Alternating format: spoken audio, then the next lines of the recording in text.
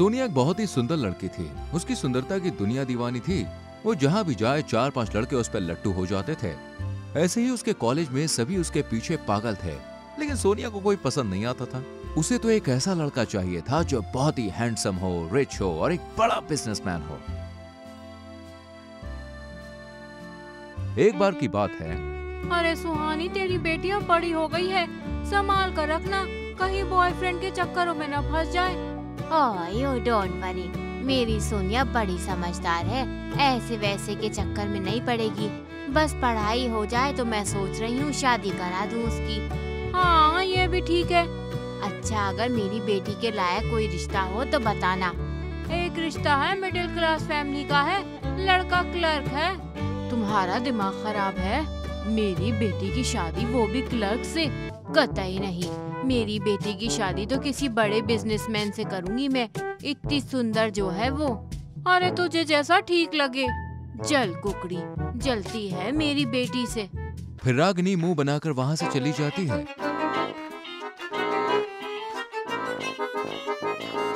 वहीं कुछ ही दिनों में सोनिया की पढ़ाई भी पूरी हो जाती है और उसकी खूबसूरती को देखकर लड़कों की लाइन लग जाती है।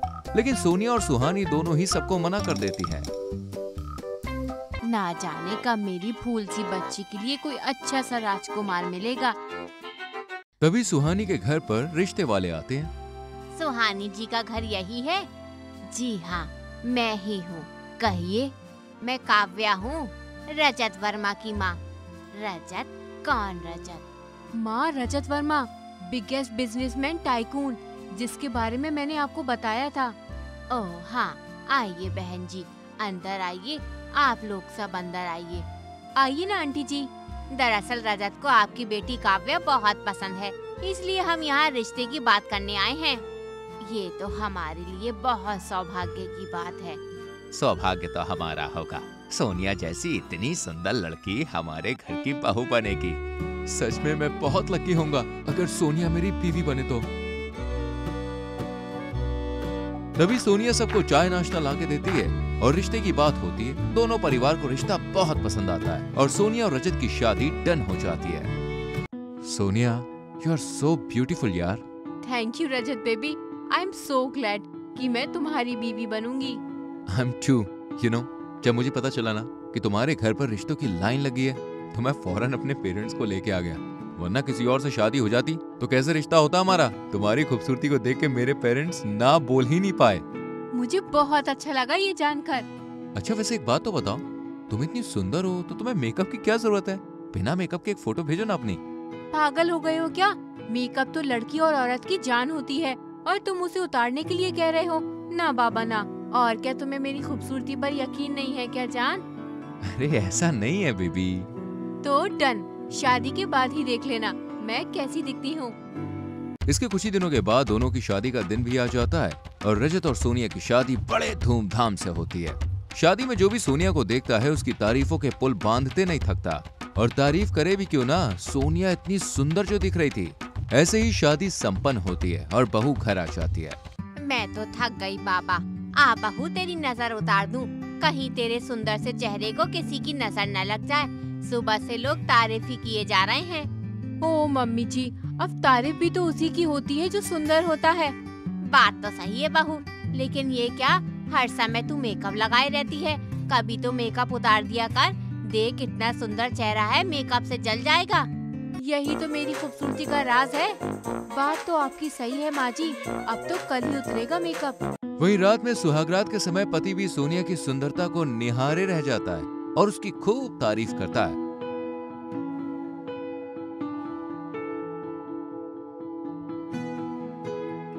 वहीं अगले दिन, आ गई डार्लिंग तुम। इतना कहकर रजत जैसे ही सोनिया की शक्ल देखता है तो बिल्कुल डर जाता है।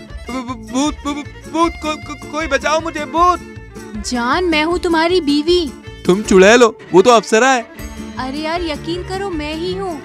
वहीं तब तक घर के बाकी लोग भी वहाँ पे इकट्ठा हो चुके थे और सोनिया का ये रूप देखकर वो सभी डर जाते हैं। ये तो नए कॉइन के पीछे पुराना खोटा सिक्का निकला। फिर सब पछताने लगते हैं। जिसको समझा हूर की परी वो निकली घूर की परी। लेकिन अब पछताने से क्या ही होता। राजेश एक गरीब टैक्सी ड्राइवर होता है। वो मुंबई शहर में अपनी बीवी सुमन के साथ रहता है।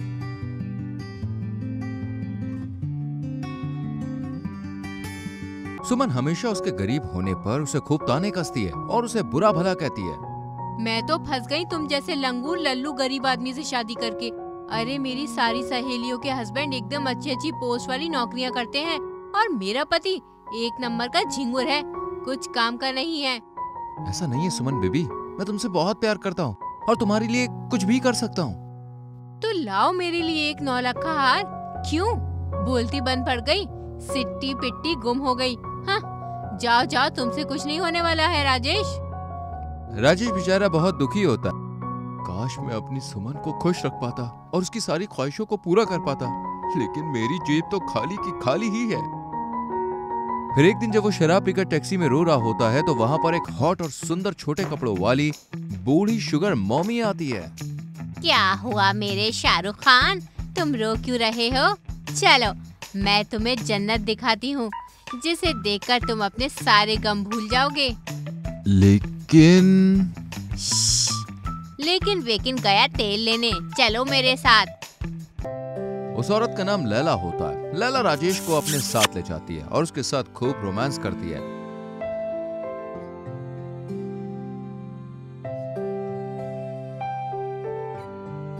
और उसे ढेर सारे पैसे और महंगे महंगे तोहफे देती है। अरे वाह, इतने सारे पैसे, मेरी तो दिन दूनी रात चौगनी हो गई। वाह वाह वाह वाह वाह। तुम मुझे बहुत अच्छे लगे हो, इसलिए अब तुम मेरे पास आया करो और मुझे खुश किया करो, फिर मैं तुम्हें ये सारे तोहफे दिया करूंगी। ठीक है लैला जी। अरे बुड़बक, मैं तेरी चाची या काकी नहीं हूँ जो मुझे लैला जी बोल रहा है। मैं तो तेरी शुगर मॉमी हूँ, मुझे लैला ही बोला कर। ओके लैला। लैला और राजेश अब रोजाना महंगे महंगे कैफेज, क्लब्स और रेस्टोरेंट में जाते हैं।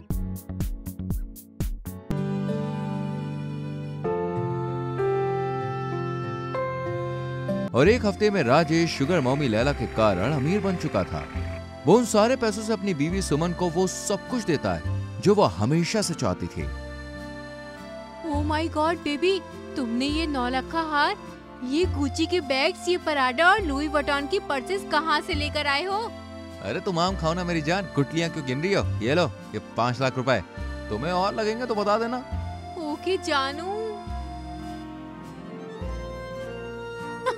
मुझे तो ये सब बिल्कुल किसी सपने की तरह लग रहा है।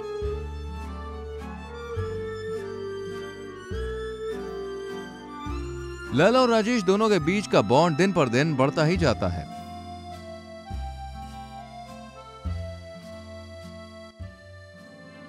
राजेश को ना चाहते हुए भी अपनी बीवी की महंगी ख्वाहिशों को पूरा करने के लिए लैला के साथ संबंध बनाने पड़ते हैं। लैला मैं लैला, ऐसी हूँ लैला, हर कोई चाहे मुझसे मिलना अकेला। लैला तू लैला, जिसको भी देखे मजनू बना दे, ऐसी तू लैला।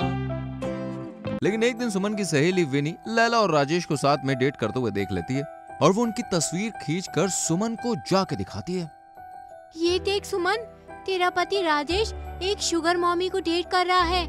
क्या इसका मतलब एक शुगर मॉमी मेरी सौतन बन चुकी है और उसकी वजह से ही राजेश रोडपति से करोड़पति बन गया है? नहीं, ये राजेश ने मेरे साथ क्या किया, मुझे इतना बड़ा धोखा दिया। क्यों सुमन, अब क्यों रो रही है? जब वो तुझे कुछ भी नहीं देता था तब भी तू उससे गुस्सा करती थी, और अब जब वो तुझे सब कुछ दे रहा है तब भी तू उसे गुस्सा करते हुए रो रही है।